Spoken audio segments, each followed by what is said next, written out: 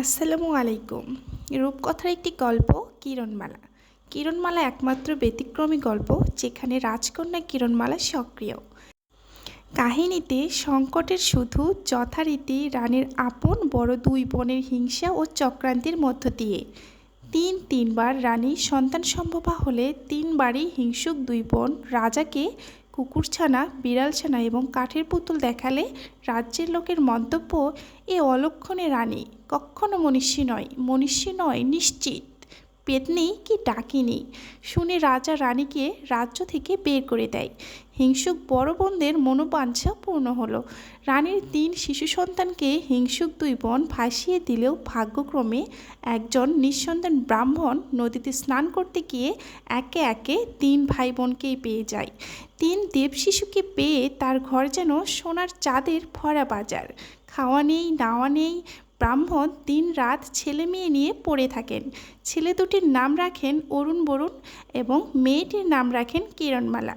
দেখতে দেখতে 3 ভাই বোন বড় হয়ে যায়, কিন্তু ব্রাহ্মণ তাদের কিছু সৎ উপদেশ দিয়ে পরলোক গমন করেন। রাজপুরী অন্ধকার, রাজার মনেও সুখ নেই। রাজা একদিন মৃগয়ায় যাবার ইচ্ছা প্রকাশ করেন, কিন্তু মৃগয়ায় যাবার পথে প্রচণ্ড ঝড় বৃষ্টি হয়। রাজা ঘুটঘুটে অন্ধকারে পথ হারিয়ে সঙ্গী সাথী বিচ্ছিন্ন হয়। উদ্ভ্রান্তের মতো হাঁটতে হাঁটতে অরুণ বরুণ কিরণমালার গৃহে উপস্থিত হয়ে জল পান করতে চায়। সেই বিজন দেশে ফুটফুটে 3 পুত্রকন্যা দেখে রাজা অবাক হয়ে যান। রাজার চোখ ফেটে এলো জল। বললেন, আমি জল খাইলাম না দুধ খাইলাম? দেখ বাছারা, আমি এই দেশের দুঃখী রাজা। কখনো তোমাদের কোনো কিছুর জন্য যদি কাজ পড়ে আমাকে জানাইও, আমি তা করিব। কিরণমালা রাজার প্রাসাদের মতো অট্টালিকা বানাতে ভাইদের অনুরোধ করে। মাথার ঘাম পায়ে ফেলে 12 মাস 36 দিনে তারা এক অপরূপ অট্টালিকা বানিয়ে ফেলে। অরুণ বরুণ কিরণমালার অট্টালিকা দেবদৈত্য চেয়ে দেখে। একদিন এক সন্ন্যাসী অরুণ বরুণ কিরণমালাকে মায়া পাহাড়ের সন্ধান দিলেন। মায়া পাহাড়ে যাওয়ার ডাকে অরুণ বরুণ 2 ভাই হারিয়ে যাওয়ার পর কিরণমালা মায়া পাহাড়ের উদ্দেশ্যে বের হলেন। মায়া পাহাড়ও কি একটি নারী প্রধান রাজ্য? না হলে লক্ষ লক্ষ রাজপুত্র সেখানে কেন পাথর হয়ে থাকবে? মায়া পাহাড়ের দেশে অরুণ বরুণ পৌঁছানোর পর যে বর্ণনাটা আমরা পাই একটু খেয়াল করে দেখা যাক।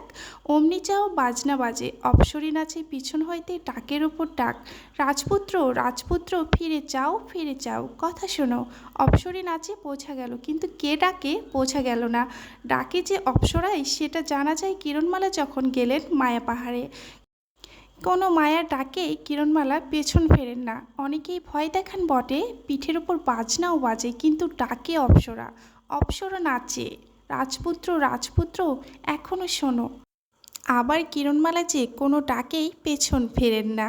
এই দৃঢ়চিত্ততার ক্ষেত্রেও এখানে একটি ভাগ ধরিয়ে দেয়া আছে।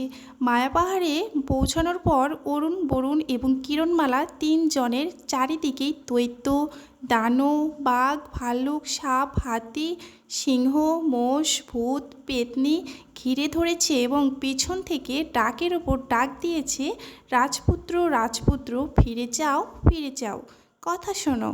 অরুণ বরুণ রাজপুত্র তাই পেছন ফিরে তাকাতেই পাথর হয়ে গেছেন। কিন্তু রাজপুত্রের পোশাক পরে থাকা সত্ত্বেও কিরণমালা তো রাজপুত্র নন। কিরণমালা কোনো দিকে ফিরিয়া চাহিলেন না। যাই হোক, কিরণমালা নিঝুম মায়া পাহাড়ের পাথর হয়ে যাওয়া সকল রাজপুত্রকে মুক্তি দিয়েছেন।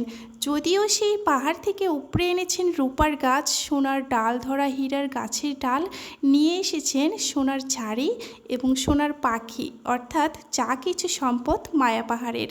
মায়া পাহাড় অর্থাৎ অন্য একটি নারী প্রধান রাজ্যের পতন ঘটালেন রাজকন্যা কিরণমালা। অরুণ বরুণ কিরণের কল্যাণে নির্বাসিত রানী মিলিত হতে পেরেছেন স্বামীপুত্রের সাথে এবং ফিরে আসতে পেরেছেন রাজপুরীতে। এ কাহিনীর আরেকটি উল্লেখযোগ্য দিক হলো রানীর প্রতি অবিচারের জন্য না হলেও নির্বুদ্ধিতার জন্য রাজা প্রশ্নের সম্মুখীন হয়েছেন। অরুণ বরুণ কিরণমালার প্রাসাদের নিমন্ত্রণ খেতে এসে মোহরের পায়েস, মতির পিঠা, মুক্তুর মিঠাই, মনির মন্ডা এসব মানুষ কেমন করে খাবে প্রশ্ন করলে সোনার সুখ পাখি পাল্টা প্রশ্ন করেছে রাজাকে।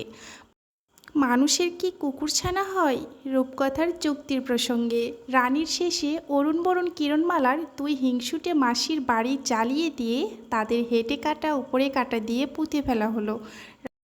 তাহার পর রাজা রানী অরুণ বরুণ কিরণমালা নাতি নাতকুর লইয়া কোটি কোটীশ্বর হইয়া যুগ যুগ সুখে রাজত্ব করিতে লাগিলেন। ধন্যবাদ সকলকে।